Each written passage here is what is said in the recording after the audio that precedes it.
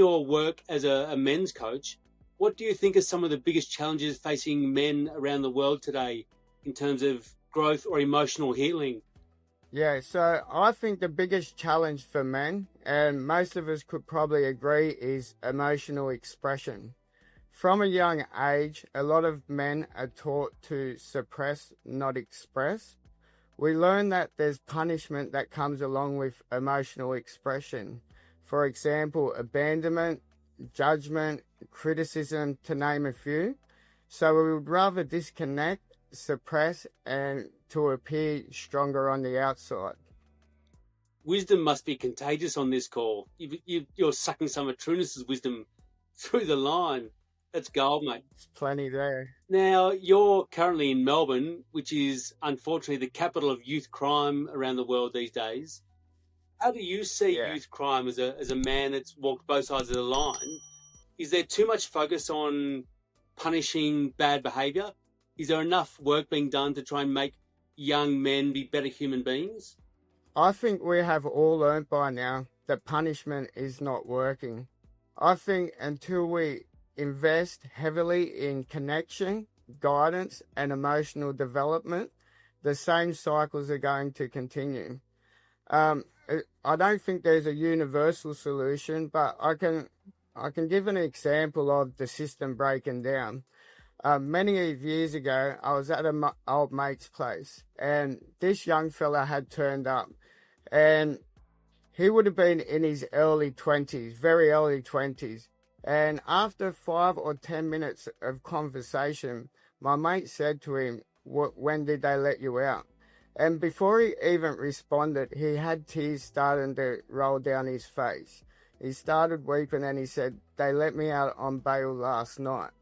And he continued to say, "I don't even know why they let me out. I don't know any different." So this young fella, he would have rather stayed locked up than let back out on the street and continue the same cycle. So that's just an example of the system breaking down. Such a beautiful time in world history, I reckon, with men seeing vulnerability and empathy as a strength. It used to be, like you just said it, you've got to suppress your feelings and your emotions. But now today, men that can show their emotions are seen as stronger men, which I think is incredible. Yeah.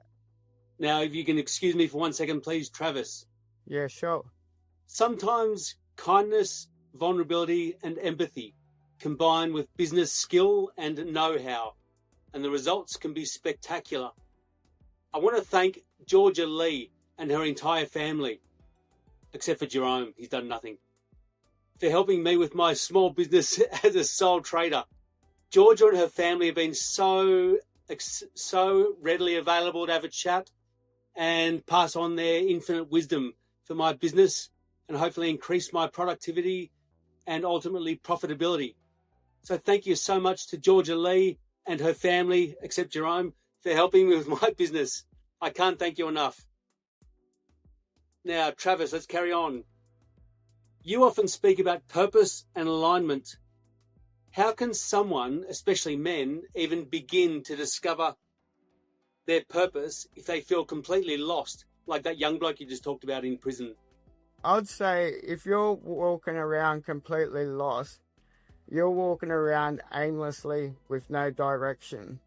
At that point, you shouldn't be giving your power away to the bigger things.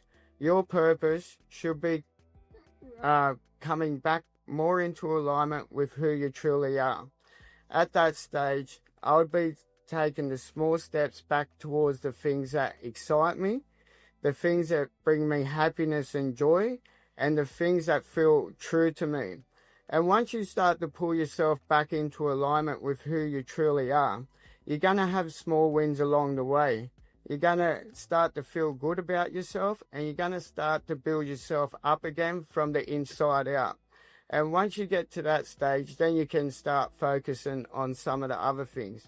But at that stage, your purpose should be becoming more of you.